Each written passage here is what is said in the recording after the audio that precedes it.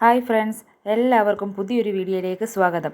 സ്കൂളിലൊക്കെ കുട്ടികൾക്ക് കൊടുത്തിടാൻ പറ്റുന്ന ഒരു ലഞ്ച് ബോക്സ് റെസിപ്പി കണ്ടാലോ?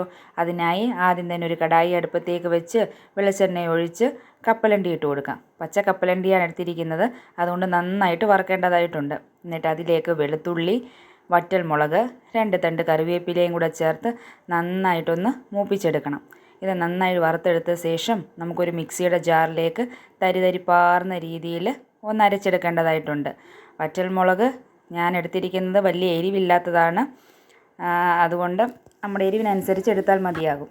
എന്നിട്ട് അതേ കടായിൽ തന്നെ 1 ടീസ്പൂൺ ഉഴുന്നിട്ട് കൊടുത്ത് അതിൻ്റെ കളറൊക്കെ ഒന്ന് ചേഞ്ചായി ബ്രൗൺ കളറാവുന്ന സമയമാകുമ്പോഴേക്കും സവാള കുത്തി അരിഞ്ഞതും കൂടി ഇട്ട് കൊടുക്കാം. എന്നിട്ട് ഈ ചോറിന് ആവശ്യമായ ഉപ്പും കൂടെ ചേർത്ത് കൊടുത്ത് നന്നായിട്ടൊന്ന് വഴറ്റിയെടുക്കാം. അത് വഴണ്ടി വരുന്ന സമയമാകുമ്പോൾ ഉരുളക്കിഴങ്ങിട്ട്, ഞാനിത് പകുതി വേവിച്ച ഉരുളക്കിഴങ്ങാണ് എടുത്തിരിക്കുന്നത്.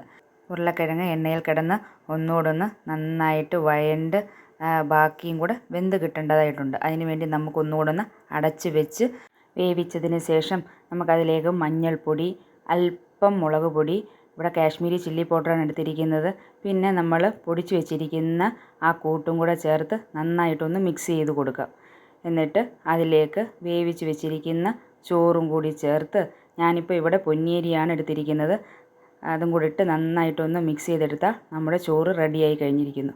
ഇത് കുട്ടികൾക്കെല്ലാം വളരെ ഇഷ്ടപ്പെടും. വീഡിയോ ഇഷ്ടമായാൽ സബ്സ്ക്രൈബ് ചെയ്യാൻ മറക്കല്ലേ.